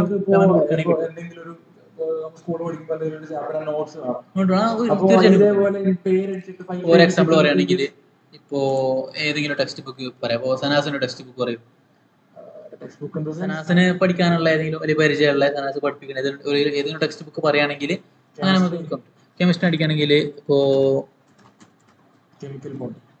കെമിസ്ട്രി പാർട്ട് 1 ജസ്റ്റ് അടിച്ചു inside text book part 1 part 2 ഉണ്ടല്ലോ. ഇങ്ങനെ അടിച്ചിട്ട് സെർച്ച് കൊടുക്കുകയാണെങ്കിൽ സ്വാഭാവികമായിട്ടും ആ ഒരു റിസൾട്ട്സ് നമുക്ക് കിട്ടും. ഇപ്പോൾ പാർട്ട് 1 അടിച്ചു കഴിഞ്ഞാൽ PDF NCERT class 1 chemistry part PDF സൈറ്റിൽ കയറി തപ്പണം. ഇത് ജസ്റ്റ് കറക്റ്റ് ആ ഒരു സ്പെസിഫിക് സാധനം മാത്രമായിട്ട് കിട്ടി. PDF ഫയൽ ഡയറക്റ്റ് എന്ത് ചെയ്യാൻ പറ്റും, ഡൗൺലോഡ് ചെയ്യാൻ പറ്റും. പിന്നെ ഉള്ളത് ഒരു കാര്യമാണ് ഇതുപോലെ ഇപ്പോൾ സനാസിന്റെ എന്തെങ്കിലും പേരിലുള്ള എന്തെങ്കിലും സാധനം ഇപ്പോൾ പബ്ലിക്കലി ഗൂഗിൾ അവൈലബിൾ ആണോ അത് അടിച്ചു നോക്കാം. വേണമെങ്കിൽ സനാസിന്റെ പേര് അടിച്ചു നോക്കാം. അപ്പോൾ സനാസിന്റെ പേര് വരുന്ന എന്ത് കിട്ടും, PDF കിട്ടും. ഇവിടെ വരാം, നമ്മളെ TK സൈറ്റൊക്കെ ചിലപ്പോൾ അവൈലബിൾ ആയിട്ടുണ്ടാവും. ഇപ്പോൾ സനാസ് എന്നുള്ള പേര് വേറെ ലാംഗ്വേജ് ഉണ്ട്. അതുപോലെ ഇപ്പൊ ഞാൻ എന്റെ പേര് അടിച്ച് കാണിച്ചത്, ഞാൻ അടിക്കുകയാണെങ്കിൽ എന്റെ പേര് അടിക്കുമ്പോൾ ഈ ഒരു പേരിൽ നല്ല വന്നിട്ടില്ല, പക്ഷെ എന്റെ പേരുണ്ട്, അതിൽ വരും. അങ്ങനെ ഓരോ ഇതായിട്ട് വരും, നമ്മളെ ഓരോ ഡീറ്റെയിൽസ് ആയിട്ട് വരും. ഓക്കെ, അപ്പോൾ ഇതാണ് ഗൂഗിൾ ഡോർക്കിംഗ് എന്ന് പറയുന്നത്. പിന്നെ ഉള്ളൊരു കാര്യമാണ് പബ്ലിക്കലി ആക്സസ് CCTV നമുക്ക് ആക്സസ് ചെയ്യാൻ പറ്റും. ഇപ്പോൾ ഒരു സനാസ് ഒരു സ്ഥലത്തേക്ക് പോവാണ്, ഇപ്പോൾ എവിടേക്കെങ്കിലും പോകേണ്ട ആവശ്യമുണ്ട്, അപ്പൊ അവിടുത്തെ കാര്യങ്ങൾ അറിയില്ല. ഇപ്പൊ നമ്മൾക്ക് എന്ത് ചെയ്യാം, മറ്റേ ഗൂഗിൾ മാപ്പിൽ സ്ട്രീറ്റ് വ്യൂ ഉണ്ട്. അതല്ലാതെ ഉള്ളൊരു എളുപ്പ പരിപാടിയാണ് അവിടുത്തെ പബ്ലിക് റിയൽ ടൈം കാണാൻ പറ്റില്ല. അപ്പോൾ അവിടുത്തെ പബ്ലിക്കലി ആക്സസിബിൾ ആയിട്ടുള്ള CCTVs ഉണ്ടെങ്കിൽ നമുക്ക്, പബ്ലിക്കലി ആക്സസിബിൾ എന്ന് പറയുമ്പോൾ അത് ഒരിക്കലും പബ്ലിക്കലി ആക്സസിബിൾ ആക്കി വെക്കണതല്ല. അവിടെ എന്തുകൊണ്ട് വരാണ്, പുവർ സെക്യൂരിറ്റി കൊണ്ട് ഒരു ഫോൾട്ട് ആണ്. നേരത്തെ പറഞ്ഞ പോലെ ഒരു സെക്യൂരിറ്റി ഫ്ലോ ആണ്, ഒരു ഇഷ്യൂ ആണ്. അവിടെ അവർ കറക്റ്റ് ആക്കാത്തതുകൊണ്ട് നമുക്ക് യൂസ് ചെയ്യാൻ പറ്റുന്ന സെക്യൂരിറ്റി, അതിനുള്ള ഒരു സൈറ്റാണ് ഇൻസ്കാം എന്ന് പറയും. അത് ഇങ്ങനെ ഒരുപാട് പബ്ലിക്കിന് ആക്സസിബിൾ ആയിട്ടുള്ള CCTVs ഇപ്പൊ ഞാൻ മുന്നെടുത്താണ് ലൈവ് ക്യാമറാസ്. ഇന്ത്യയിലെ ലൈവ് ക്യാമറാസ് നമുക്ക് ഇവിടെ കിട്ടും, ലോകത്തെ പല ഭാഗത്ത് കിട്ടും, ഒരുപാടുണ്ട്. ഇതിപ്പോ മുംബൈയിലെ CCTV ആണ്, മുംബൈ ഇത് ഇവിടെ ഹൈദരാബാദിലുള്ളതാണ്. അങ്ങനെ നമുക്ക് എന്ത് കിട്ടും, ഇവിടെ ഒരുപാട് CCTVs അവൈലബിൾ ആയത് നമുക്ക് കാണാൻ പറ്റും. ഇപ്പോ ഇന്ത്യ അല്ലാതെ മൊത്തം എടുക്കുകയാണെങ്കിൽ ഏതെങ്കിലും കിട്ടും. ഇത് ഏതൊക്കെയോ സ്ഥലങ്ങളിലെ ഇതാണ്, നോക്കി നോക്കാം.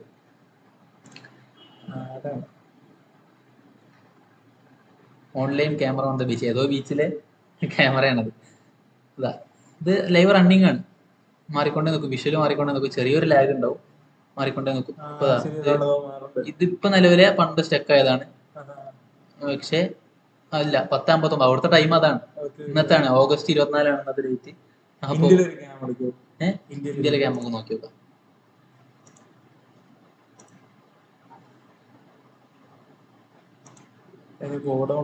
ഏതോ സ്ഥലമാണ്, ഏതോ ടോൾ ഗേറ്റ് ആണ്, അവിടെ ലൈവ് ക്യാമറയാണ് റൺ ചെയ്തുകൊണ്ട് നിൽക്കുകയാണ്. ഓക്കെ, ഇത് നിലവില് മുംബൈയിലെ വിഷ്വലാണ്, ഒരിക്കലും മുന്നേ റെക്കോർഡ് ചെയ്തോ ഒന്നുമല്ല. ഇങ്ങനെ പബ്ലിക്കലി ആക്സസിബിൾ ആയി കിടക്കുകയാണ്. കാരണം ഈ ടോൾ വെച്ച ഗവൺമെന്റ് എന്ത് ചെയ്തിട്ടുണ്ട്, ഇതിന്റെ സെക്യൂരിറ്റി നോക്കാൻ വേണ്ടി മറന്നുപോയി. അതാണ് ഇതിന്റെ പ്രശ്നം വരുന്നത്. അപ്പൊ ഇങ്ങനെയാണ് നമ്മൾ ഓപ്പൺ സോഴ്സ് ഇന്റലിജൻസ് അഥവാ പബ്ലിക്കലി അവൈലബിൾ ആയിട്ടുള്ള ഡാറ്റ നമ്മളുടെ ആവശ്യങ്ങൾക്ക് വേണ്ടി യൂസ് ചെയ്യണത്. ഇതാണ് ഒരു മറ്റൊരു മെത്തേഡ് എന്ന് പറയുന്നത്. അപ്പോൾ ഇനി വരുന്നത് ഇതുപോലെ തന്നെ വേറൊരു സെക്ഷനിലേക്ക് നമുക്ക് പോവാം. അപ്പോൾ ഇനി നോക്കാനുള്ളത് എങ്ങനെ ഇങ്ങനെ ഒരു സെക്യൂരിറ്റി ഫ്ലോ നമ്മൾ കണ്ടു, CCTVs ഇങ്ങനെ പബ്ലിക്കിന് ആക്സസിബിൾ ആയിട്ട് വരുന്നുണ്ട്. ഞാൻ പറഞ്ഞു വരുന്നത് ഒരു അവരുടെ ഭാഗത്ത് വരെ തെറ്റുകൊണ്ടാണ്. അപ്പോൾ എങ്ങനെ നമുക്ക് നമ്മളെ കാര്യങ്ങൾ സെക്യൂർ ആക്കാം, നമ്മളെ ഭാഗം എങ്ങനെ സ്ട്രോങ് ആക്കാം എന്നുള്ളത്. ഒന്നാമത്തെ കാര്യം, ഇത് പാസ്വേഡിന്റെ, നമ്മൾ എപ്പോഴും പാസ്വേഡ് ഇടും. ഇപ്പോ നമ്മളുടെ പേര്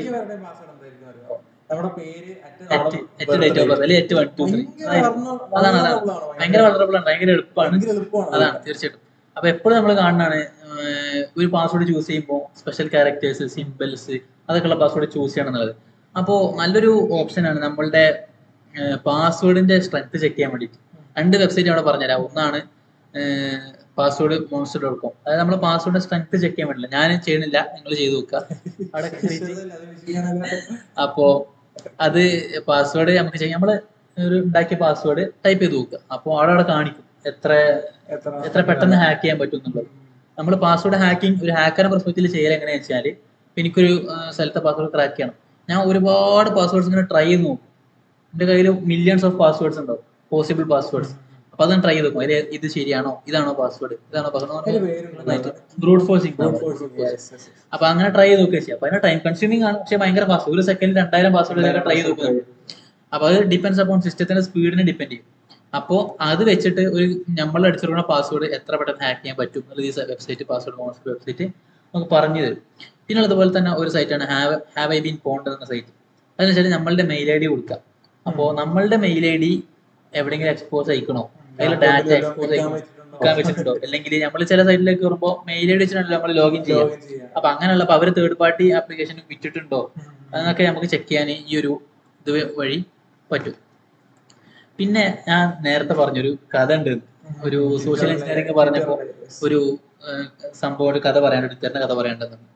അത് ഒരു 17 വയസ്സുള്ള ഒരു കുട്ടി ചെയ്ത കാര്യം, ഇപ്പോൾ നിങ്ങളുടെ പ്രായത്തിലുള്ള ഒരു കുട്ടി ചെയ്ത കാര്യമാണ്. അതൊന്നുമില്ല, സോഷ്യൽ എഞ്ചിനീയറിംഗ് വഴിയാണ് അവൻ ആ പണി ചെയ്തത്. ഏറ്റവും സിമ്പിൾ ആയിട്ട് പറയുകയാണെങ്കിൽ കുറച്ച് കുരുട്ടുബുദ്ധി ഉപയോഗിച്ചു. അവൻ എന്താന്ന് വെച്ചാല് എന്ത് ചെയ്തു, ഓൺലൈൻ ടൂൾസ് ഉപയോഗിച്ച്, ഞാൻ നേരത്തെ കാണിച്ച സിന്റ് പോലെ കാര്യങ്ങൾ ഉപയോഗിച്ച് അവിടുത്തെ ട്വിറ്ററിലെ ഒരു IT മാനേജ്മെന്റ് ഇങ്ങനത്തെ ഒരു കോൺടാക്ട് നമ്പർ ഒപ്പിച്ചു. എന്നിട്ട് അവൻ എന്ത് ചെയ്തു, മെയിൻ ഹെഡ് ക്വാർട്ടേഴ്സ് വിളിച്ചു, ഞാനിങ്ങനെ IT ഡിപ്പാർട്ട്മെന്റിൽ നിന്നാണ്, അപ്ഡേഷന്റെ ഭാഗമായിട്ട് എനിക്ക് ഇത്ര ഇന്ന ആൾക്കാരുടെ ലോഗിൻ ക്രെഡൻഷ്യൽസ് വേണം പറഞ്ഞു. അപ്പോ IT ഡിപ്പാർട്ട്മെന്റ് വിളിക്കണതായതുകൊണ്ട് ഹെഡ് ക്വാർട്ടേഴ്സ് ഇത് കൊടുത്തു. അവനത് വെച്ച് കയറി. അവൻ ചോദിച്ചത് വലിയ വലിയ വലിയ ആൾക്കാരുടെ ഐഡിയും പാസ്വേഡ് ഒക്കെ ആയിരുന്നു. ഇലോൺ മസ്ക്, ഒബാമ, അങ്ങനെ കുറച്ച് ആൾക്കാരുടെ ഇതായിരുന്നു കൊടുത്തത്. അങ്ങനെ അവൻ എന്ത് ചെയ്തു, ഇലോൺ മസ്കിന്റെ പേജിലാണോ ഒബാമന്റെ പേജിലാണോ എന്ന് ഓർമ്മയില്ല, ആപ്പിളിന്റെ ഒക്കെ അവൻ എടുത്തു. എന്നിട്ട് അവൻ അതിൽ കയറിയിട്ട് free crypto currency, free bit coin giveaway എന്തോ കൊടുത്തു. നമ്മളിപ്പോ ഈ കാലത്ത് ഗീവവേ എന്ന് പറഞ്ഞാൽ മറിഞ്ഞു ജോജി തമ്മിന്റെ ഒക്കെ. അതിന് അവൻ കയറി എന്തത്, ഈ ട്വിറ്ററിൽ ആ ഒരു ഹോം പേജിൽ ഒബാമന്റെ അല്ലെങ്കിൽ ആപ്പിളിന്റെ അല്ലെങ്കിൽ ഇലോൺ മസ്കിന്റെ പോസ്റ്റ് ആയിട്ട് അവൻ ഗവൺമെന്റ് പോസ്റ്റ് ഇട്ടു, ഫ്രീ ബിറ്റ് കോയിൻ ഗീവവേ പറഞ്ഞിട്ട്. ഇത് 2020 അന്ന് ബിറ്റ് കോയിൻ ട്രെൻഡിങ്ങിൽ നിൽക്കുകയാണ്, കൊറോണ സമയമാണ്. അപ്പൊ എല്ലാരും കയറി ക്ലിക്ക് ചെയ്തു. അത് സ്കാം ആയിരുന്നു. അവരുടെ സ്വന്തം ബിറ്റ് കോയിന്റെ വാലറ്റ് അഡ്രസ് അടിച്ചു കൊടുത്തു. ആ വാലറ്റിലുണ്ടായിരുന്ന ബിറ്റ് കോയിൻ മൊത്തം കൊണ്ടുപോയി. അപ്പൊ ഇതാണ് ഇത് സംഭവം. അവന് ചെയ്തത് ഭയങ്കര ഇവനെ പോക്കി പൊക്കായിരിക്കുമല്ലോ എങ്ങനെയാണ്. കാരണം ഡിജിറ്റൽ ഫോറൻസിക്സ് എന്ന് പറഞ്ഞ പരിപാടി, നോർമലി ഫോറൻസിക്സ് എന്താണോ അത് തന്നെ ഇതിലുണ്ട്. ഡിജിറ്റൽ ഫോറൻസിക്സ് ഉണ്ട്, ഫുട് പ്രിന്റ്സ് എല്ലാം ട്രാക്ക് ചെയ്യും. ഒരിക്കലും ഒരു പെർഫെക്റ്റ് ക്രൈം ചെയ്യാൻ പറ്റില്ല പറഞ്ഞ പോലെ ഇതിലും ഒരു പെർഫെക്റ്റ് ക്രൈം ഒരിക്കലും എന്തല്ല പോസിബിൾ അല്ല. അങ്ങനെ ഉണ്ടെങ്കിൽ അത്രയും ബ്രില്യന്റ് ആയിരിക്കണം. പക്ഷെ അതും വളരെ മൈന്യൂട്ട് ചാൻസസേ ഉള്ളൂ. എന്തെങ്കിലും അബദ്ധവശാൽ കാണാതെ കൊണ്ട് രക്ഷപ്പെടുന്ന വേറെ കേസുകളൊക്കെ ഉണ്ടാവും. ഇവനെ പെട്ടെന്ന് തന്നെ പൊക്കി. അപ്പൊ ഇവൻ ചെറിയ കുട്ടിയാണ്, ആ ഒരു പ്രായത്തിന് ഇതിൽ ചെയ്താണ്. പക്ഷെ ഇവന്റെ സ്ട്രാറ്റജിയാണ് നമ്മൾ മനസ്സിലാക്കേണ്ടത്. ഇവനൊരിക്കലും ഒരു വലിയ ഹാക്കിംഗ് ഒന്നും ചെയ്തില്ല. ജസ്റ്റ് പബ്ലിക്കലി അവൈലബിൾ ആയ കോൺടാക്ട് ഡീറ്റെയിൽസ് വെച്ച് അവൻ കോൺടാക്ട് നമ്പർ എടുത്തു, അവരെ വിളിച്ച് പറ്റിച്ചു. അത്രയും അവൻ ചെയ്തോളൂ. അതാണ് ഇങ്ങനെ ഒരു ഇൻസിഡന്റ് പറയാനുള്ളത്. അപ്പോ പിന്നെ നോക്കുകയാണെങ്കിൽ എങ്ങനെ നമുക്ക് ഓൺലൈനിൽ സ്ട്രോങ് ആയി നിൽക്കാം. ഇപ്പൊ ഇവിടെ പറഞ്ഞ പോലെ ഒന്നാമത്തെ കാര്യമാണ് സ്ട്രോങ് പാസ്വേഡ്സ്. പറഞ്ഞു പാസ്വേഡിനെ പറ്റി പറയാൻ ഞാൻ കേട്ടിട്ടുണ്ട്. നമ്മുടെ ഈ പാസ്വേഡ് നമ്മൾ സാധാരണ ഒരു കീവേഡ് ആയിരിക്കും എടുക്കാം.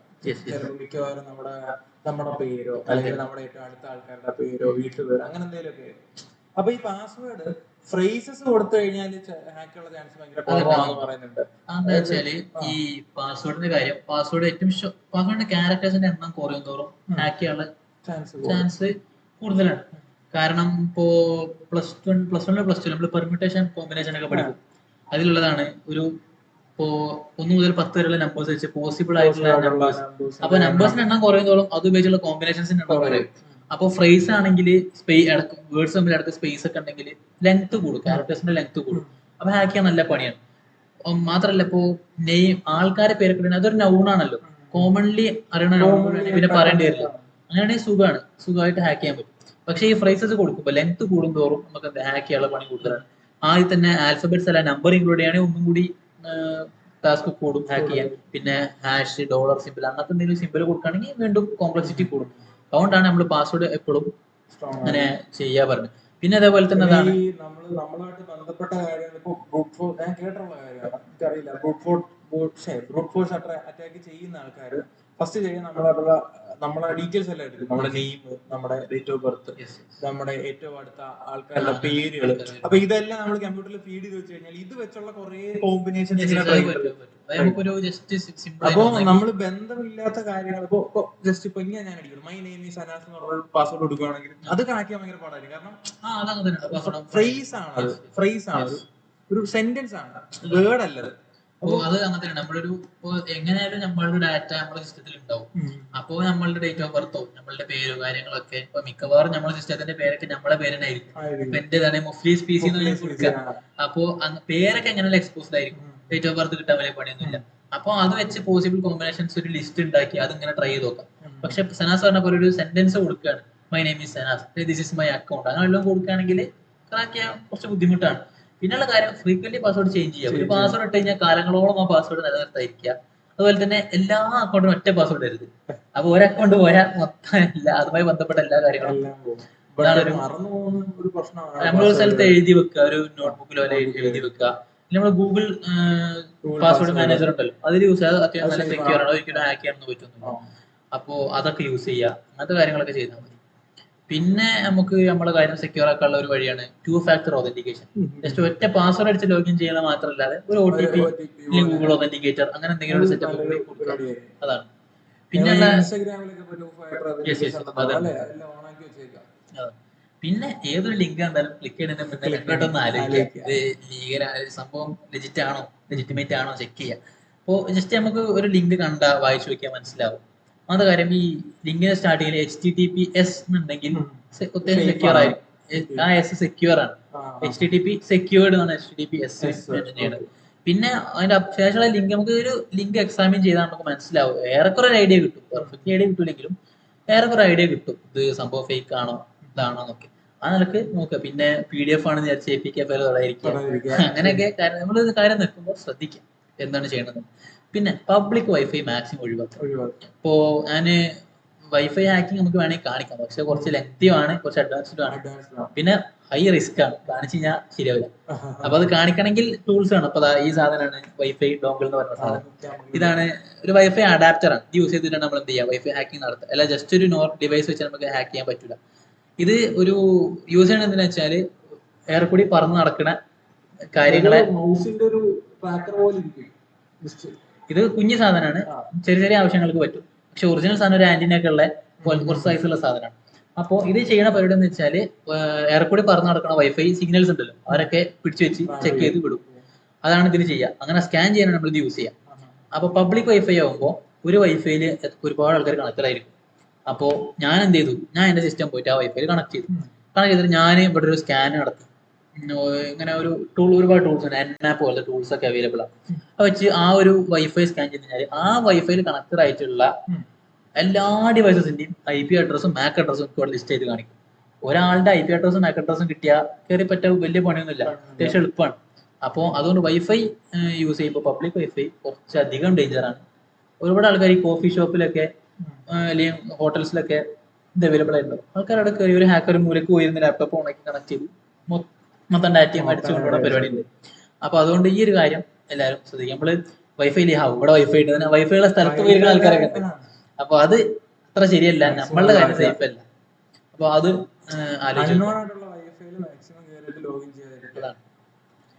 പിന്നെയുള്ള കാര്യം, ഒരു സാധനം ഒരുപാട് ആൾക്കാർ ഷെയർ ചെയ്യാതിരിക്കുക. അതായത് നമ്മളുടെ പ്രൈവസി കീപ്പ് ചെയ്യാം. നമ്മളൊരു കാര്യം ഓവർ സ്പ്രെഡ് ചെയ്യുകയാണെങ്കിൽ നമ്മളുടെ ഡിജിറ്റൽ ഫുട് പ്രിന്റ് അത്രയും വൈഡ് ആവുകയാണ്. ഇപ്പോൾ നമ്മളൊരു സാധനം സോഷ്യൽ മീഡിയയിൽ അപ്ലോഡ് ചെയ്യണം, അത് നമ്മളുടെ ഇഷ്ടമാണ്, അപ്ലോഡ് ചെയ്യണോ വേണ്ടെന്നില്ല. പക്ഷെ അത് എത്രത്തോളം സ്പ്രെഡ് ആവുന്നുണ്ടെന്നില്ല നമ്മൾ പോലും ചിന്തിക്കാത്ത കാര്യമാണ്.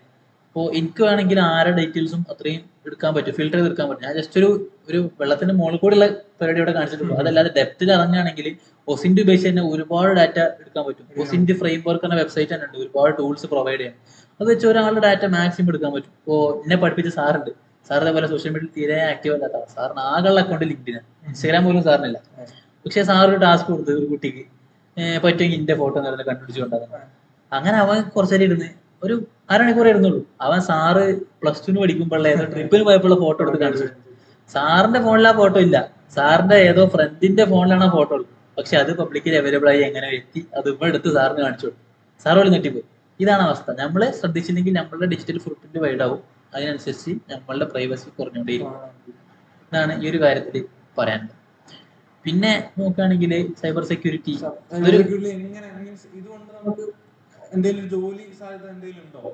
ഒരുപാട്. Yes, of course. ഇപ്പൊ ഞാന് സനാസിന്റെ കൂടെ പഠിക്കുകയാണ്. എനിക്ക് തന്നെ പാസീവായിട്ട് ഇൻകം കണ്ടെത്താൻ പറ്റുന്ന നല്ലൊരു ഫീൽഡാണ് സൈബർ സെക്യൂരിറ്റി. അതുപോലെ തന്നെ ഈ ഇപ്പോ എല്ലാവരുടെയും കൺസേൺ ആണ് AI വരുന്നു. AI വന്നാൽ എന്റെ ജോലി പോകും, എന്റെ ജോലി AI ഏറ്റെടുക്കും. അങ്ങനെയല്ല, അവിടെ ഏറ്റവും സിഗ്നിഫിക്കന്റ് ആയിട്ട് ടോപ്പിൽ നിൽക്കുന്ന ഒരു ഫീൽഡാണ് സൈബർ സെക്യൂരിറ്റി. കാരണം സൈബർ സെക്യൂരിറ്റി എന്ന് പറയുമ്പോൾ സൈബർ വേൾഡിലെ സെക്യൂരിറ്റിയാണ്. അപ്പോൾ ടെക്നോളജി എത്രത്തോളം വളരണോ അത്രത്തോളം ഇമ്പോർട്ടൻസ് സൈബർ സെക്യൂരിറ്റി കൂടിക്കൊണ്ടേയിരിക്കും. പണ്ടുള്ളതിനെക്കാട്ടി സ്കോപ്പ് എന്തുണ്ട്, ഇപ്പൊ ഉണ്ട്, ഇനി അത് കൂടെ ഉള്ളൂ. അപ്പോൾ ഒരുപാട് സൈബർ കരിയർ പാത്സ് ഉണ്ട്. ഞാൻ നേരത്തെ പറഞ്ഞ പോലെ ഡിഫെൻസീവ് ഉണ്ട്, ഒഫെൻസീവ് ഉണ്ട്. ആ ഒരു രീതിക്ക് നമ്മൾ സെഗ്രിഗേറ്റ് ചെയ്ത് നോക്കുകയാണെങ്കിൽ ഒരുപാട് സൈബർ കരിയർ പാത്സ് ഉണ്ട്. അപ്പോൾ ഇത്തെ ഒന്നാണ് പെനിട്രേഷൻ ടെസ്റ്റ്, അഥവാ ഞാനിപ്പോൾ ചെയ്യുന്ന കാര്യം. അതായത് ഒരു പെനിട്രേഷൻ ടെസ്റ്റർ എന്ന് പറയുമ്പോൾ പെനിട്രേഷൻ എന്ന് പറഞ്ഞാൽ എന്താ, തുളച്ച് കയറുക. അതായത് ഒരു ഫയർ വാൾ അല്ലെങ്കിൽ ഒരു മറ തുളച്ച് നീ കയറാൻ പറ്റുമോ നമ്മൾ ചെയ്തു നോക്കും, ഹാക്ക് ചെയ്ത് നോക്കും. എനിക്ക് ഹാക്ക് ചെയ്യാൻ പറ്റുന്നുണ്ടോ, ഉണ്ടെങ്കിൽ നമ്മൾ റിപ്പോർട്ട് ചെയ്യും. അതാണ് ഒരു പെനട്രേഷൻ ടെസ്റ്റർ ജോലി. ഈ ഒരുപാട് report ചെയ്യുമ്പോഴത്തേക്കും അവര് നമുക്ക് റിവാർഡ്സ് തരും. അത് ബഗ് ബൗണ്ടി ഹണ്ടിങ് ആണ് പറയാം. അതായത് ഒരു കമ്പനിക്ക് മാത്രമല്ല, സ്പെസിഫിക് ഒരു കമ്പനി ആവില്ല, ഒരുപാട് നമ്മൾ ഫ്രീലാൻസർ പോലെ ഒരുപാട് കമ്പനീസിന് നമുക്ക് അവൈലബിൾ ആയിട്ടോ അവരെ പോയിട്ട് ചെയ്ത് നോക്കുക, പറ്റുന്നുണ്ടെങ്കിൽ റിപ്പോർട്ട് ചെയ്യുക, നമുക്ക് റിവാർഡ് തരും. ഇത് പറയുമ്പോൾ പെനട്രേഷൻ ടെസ്റ്റർ എന്ന് പറയുമ്പോൾ ഒരു സ്പെസിഫിക് കമ്പനി ഹയർ ചെയ്യും. ഇപ്പോൾ സനാസിന് വേണമെങ്കിൽ സനാസിന്റെ അപ്സ്കില്ലറിൽ എന്നെ ഹയർ ചെയ്യാം. അപ്പൊ ഞാൻ ഇടക്കിടക്ക് ഒരു പെർ മന്ത് ഓരോ മാസവും ഒരു സെക്യൂരിറ്റി അപ്ഡേറ്റ് പോലെ ഞാൻ അങ്ങനെ ഇടക്കിടക്ക് ഹാക്ക് ചെയ്ത് നോക്കും, പറ്റുന്നുണ്ടോ നോക്കും.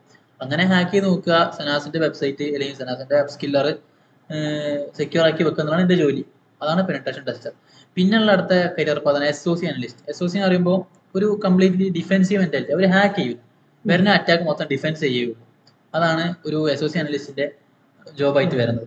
പിന്നുള്ളതാണ് സെക്യൂരിറ്റി എഞ്ചിനീയർ. അത് ഒരു ഇതുപോലെ ഹാർഡ്വെയർ ഫീൽഡ് പോലെ, പക്ഷേ ഒരു സിസ്റ്റവുമായി ബന്ധപ്പെട്ട് ഡാറ്റാബേസ് ഒക്കെ ഉണ്ടെങ്കിൽ ഡാറ്റാബേസ് സ്ട്രോങ് ആക്കുക. അവർ ഹാക്കർമാരല്ല, അവർ ഈ നമ്മുടെ SQL പോലത്തെ ലാംഗ്വേജസ് ഒക്കെ വെച്ച് ആണ് ഈ കാര്യങ്ങൾ ചെയ്യുക. ഡാറ്റാബേസ് സ്ട്രോങ് ആക്കുക, അതിന്റെ പാസ്വേഡ്സ് ഒക്കെ എല്ലാ കമ്പനീസിന്റെ പാസ്വേഡ് സെറ്റ് ആണോ നോക്കുക. ഒരു കമ്പനി ഒരു കമ്പനിയിൽ ഒരുപാട് പക്ഷേ SOC അനലിസ്റ്റ് ഒരു ഡിഫെൻസീവ് മെന്റാലിറ്റിയിൽ ഹാക്ക് ചെയ്യും. അവര് ടൂൾസ് ഉപയോഗിച്ച് പ്രിവെന്റ് ചെയ്യും. പക്ഷേ ഒരു സെക്യൂരിറ്റി എഞ്ചിനീയർ എന്ത് ചെയ്യുള്ളൂ, ഹാക്ക് ചെയ്യപ്പെടാതിരിക്കാൻ വേണ്ടിയിട്ടുള്ള കാര്യങ്ങൾ ചെയ്യും. ഫയർ വാൾ സെറ്റ് ചെയ്യുക, അങ്ങനത്തെ കാര്യങ്ങളൊക്കെ സെറ്റ് ചെയ്യും. സെക്യൂരിറ്റി എഞ്ചിനീയർ ആകുമ്പോൾ ഇപ്പോൾ ഒരു കമ്പനിയാണെങ്കിൽ അവിടെ ഒരുപാട് എംപ്ലോയീസ് ഉണ്ടാവും. ആ എംപ്ലോയീസിന്റെ കയ്യിൽ നിന്നും ഡാറ്റ പോയാൽ കമ്പനിക്ക് പ്രശ്നമാണല്ലോ. അങ്ങനെ വരുന്നില്ല എന്നൊക്കെ എൻഷുർ ചെയ്യുക, അതിന്റെ മേൽനോട്ടം വഹിക്കുക, അങ്ങനത്തെ കാര്യങ്ങളൊക്കെയാണ് സെക്യൂരിറ്റി എഞ്ചിനീയർ ചെയ്യുക. പിന്നെ ഡിജിറ്റൽ ഫോറൻസിക്സ്. അത് നല്ല ഒരു ഹൈ സ്കോപ്പുള്ള ഫീൽഡാണ്, പക്ഷെ നല്ല നോളജും വേണം. അത് സാധാരണ ഫോറൻസിക്സ് എന്താ, ഒരു പ്രശ്നം വന്നു കഴിഞ്ഞാൽ അവിടുത്തെ കാര്യങ്ങൾ ട്രേസ് ചെയ്ത് പിന്നെ പോയി കുറ്റവാളിയെ കണ്ടുപിടിക്കുക. അത് തന്നെ ഡിജിറ്റൽ വേൾഡിലെ ഡിജിറ്റൽ ഫോറൻസിക്സ്. അത് ഇതുപോലെ എല്ലാ സ്ഥലത്തും ഇല്ല, പക്ഷെ ഗവൺമെന്റ് ഇതിലൊക്കെ നല്ല സ്കോപ്പുള്ള ഫീൽഡാണ്. പിന്നുള്ളതാണ് ബഗ് ബൗണ്ടി ഹണ്ടർ. ഇപ്പോൾ നേരത്തെ സനാസ് പറഞ്ഞ സംഭവം പെനട്രേഷൻ ടെസ്റ്റർ തന്നെ, പക്ഷെ എന്ത് ചെയ്യും, ഒരുപാട് സൈറ്റുകൾ ഹാക്കർ ബഗ് ക്രൗഡ് അങ്ങനെയുള്ള പേരുള്ള സൈറ്റുകളൊക്കെ ഉണ്ട്. അവര് അവിടെ കമ്പനീസ് ഒരുപാട് ഓഫേഴ്സ് ഇട്ടിട്ടുണ്ടാവും. നമ്മൾ ആ ഓഫർ കയറി നമ്മൾ ഹാക്ക് ചെയ്ത് നോക്കുക, കിട്ടിക്കഴിഞ്ഞാൽ എന്ത് ചെയ്യാം, റിപ്പോർട്ട് ചെയ്യാം. റിപ്പോർട്ട് ചെയ്ത് അവര് വെരിഫൈ ചെയ്യും. വെരിഫൈ ചെയ്ത് നമുക്ക് എന്ത് ചെയ്യും, റിവാർഡ് തരും. പിന്നുള്ളതാണ് എത്തിക്കൽ ഹാക്ക്. എത്തിക്കൽ ഹാക്ക് എന്ന് പറയുമ്പോൾ ഇതിൽ ഏതും ആവാം. പിന്നെ ഒരു വേറൊരു പോസ്റ്റും കൂടിയാണ് സെക്യൂരിറ്റി ആർക്കിടെക്ട് എന്ന് പറയുന്നത്. അതായത് സെക്യൂർ ആയിട്ടുള്ള ഒരു സിസ്റ്റം ഡിസൈൻ ചെയ്യുക, ഹാർഡ്വെയർ ഡിസൈൻ ചെയ്യുക. ആർക്കിടെക്ചർ എന്ന് പറയുമ്പോൾ എന്താണ്, ഒരു ഹാർഡ്വെയർ അപ്രോച്ച്. അതാണ് ഈ സെക്യൂരിറ്റി ആർക്കിടെക്ട് വരുന്നത്. ഇത്രയും എല്ലാ ഫീൽഡും കൂടി ചേർന്നപ്പോ നമ്മൾ ഈ ഫ്രണ്ട് എൻഡും ബാക്ക് എൻഡും ചെയ്യുന്നത് ഫുൾ സ്റ്റാക്ക് എന്ന് പറയും. അതുപോലെയാണ് എത്തിക്കൽ ഹാക്കർ എന്ന് പറയുന്നത്. അതായത് ഇതിലെ രണ്ടോ അതിൽ കൂടുതലോ കാര്യങ്ങൾ ചെയ്യുന്ന ആളായിരിക്കും ഒരു എത്തിക്കൽ ഹാക്കർ. അതാണ് ഈ ഒരു മൊത്തം പോസ്റ്റ് ഓരോന്നോരോ എന്താണ് എത്തിക്കൽ ഹാക്കിംഗ് ടെക്നിക്സ് ആണ്. ഇത് മൊത്തത്തിൽ ചെയ്യുന്ന ഒരാളെ പറഞ്ഞ പേരാണ് എത്തിക്കൽ ഹാക്കർ. അയാൾക്ക് മൾട്ടിപ്പിൾ ജോബ് റോൾസ് എന്ത് ചെയ്യാം ഒരു കമ്പനിയിൽ ഉണ്ടാവാം. എന്തായാലും ഒരുപാട് സ്കോപ്പുള്ള, എപ്പോഴും നിലനിൽക്കുന്ന, എന്നാൽ സ്കോപ്പ് കൂടിക്കൊണ്ടേയിരിക്കുന്ന ഒരു ഫീൽഡാണ് സൈബർ സെക്യൂരിറ്റി എന്ന് പറയുന്നത്. മാത്രമല്ല എല്ലാവരും പഠിക്കണത്, ഒരാൾ മാത്രം പഠിച്ച് അതിലൊരു ലോജിക്കില്ല. നമുക്കൊരു കരിയർ എന്ന് മാത്രമല്ല, നമ്മുടെ ഡാറ്റ ഇനി അങ്ങോട്ട് ഫുള്ള് നമുക്ക് ഡിജിറ്റൽ ആയിരിക്കും. ഇപ്പോ നമ്മുടെ സർക്കാർ ഓഫീസർ വരെ ഡിജിറ്റൽ ആണല്ലോ. അപ്പൊ ഈ ഡിജിറ്റൽ ആവുന്ന സമയത്ത് നമുക്ക് നമ്മുടെ ഒരു സെക്യൂരിറ്റിക്ക് വേണ്ടി എങ്കിലും നമ്മൾ ഇതിന്റെ കാര്യങ്ങൾ അറിഞ്ഞിരിക്കണം. ഭയങ്കര ഡീപ്പായിട്ട് അറിയണമെന്നല്ല, എങ്ങനെയൊക്കെയാണ് ഒരാൾ നമ്മളെ ഹാക്ക് ചെയ്യുക, എങ്ങനെയൊക്കെ അവരെ നമുക്ക് പ്രിവെന്റ് ചെയ്യാം, എങ്ങനെയൊക്കെ തീർച്ചയായിട്ടും. അപ്പോൾ ഏതൊരാളെ ഒരു മിനിമം നോളജ് ഈ ഒരു ഫീൽഡിൽ ഉണ്ടാവുക എന്നുള്ളത് എസെൻഷ്യൽ ആണ്, അല്ലെങ്കിൽ പണി കിട്ടും. അപ്പോൾ ഈ ഒരു സൈബർ സെക്യൂരിറ്റി കൂടുതൽ പഠിക്കാൻ താല്പര്യമുണ്ട്, അല്ലെങ്കിൽ ഈ ഒരു ഫീൽഡ് കൂടുതൽ എക്സ്പ്ലോർ ചെയ്യണം, ഇതിലെ കരിയർ പാത്ത് എങ്ങനെയൊക്കെയാണെന്ന് അറിയണം, ഇവിടുത്തെ കൺസെപ്റ്റ്സ് ഒക്കെ പഠിക്കണം എന്നുണ്ടെങ്കിൽ നമ്മളുടെ സനാസാർ ഭാവിയിൽ ഒരു കോഴ്സ് പ്രൊവൈഡ് ചെയ്യും അല്ലേ? നമ്മൾ എന്തായാലും ഇതിനെ പറ്റി ഒരു കോഴ്സിന് സൈബർ സെക്യൂരിറ്റി എന്തായാലും കുട്ടികൾക്ക് അറിഞ്ഞിരിക്കേണ്ട ഒരു കാര്യമാണ്. അപ്പൊ ഒരു ഡീറ്റെയിൽഡ് കോഴ്സിനെ പറ്റി നമ്മൾ പ്ലാൻ ചെയ്യുന്നുണ്ട്. ഓക്കെ, അപ്പൊ എന്തായാലും അത് ഉടനെ എന്തായാലും ഉണ്ടാവും. ഓക്കെ, സോ വളരെ ഇൻട്രസ്റ്റിംഗ് ആയിട്ടൊരു സെഷൻ ആയിരുന്നു. കുറെ കുട്ടികൾക്ക് കുറെ കാര്യങ്ങൾ പറഞ്ഞു കൊടുക്കാൻ പറ്റി. സോ വളരെയധികം താങ്ക്സ്. സോ അതേപോലെ തന്നെ നമുക്ക് ഇനിയും ഇതേപോലത്തെ ഒരുപാട് വർക്ക്ഷോപ്പുകൾ ഉണ്ടാവും. So stay tuned.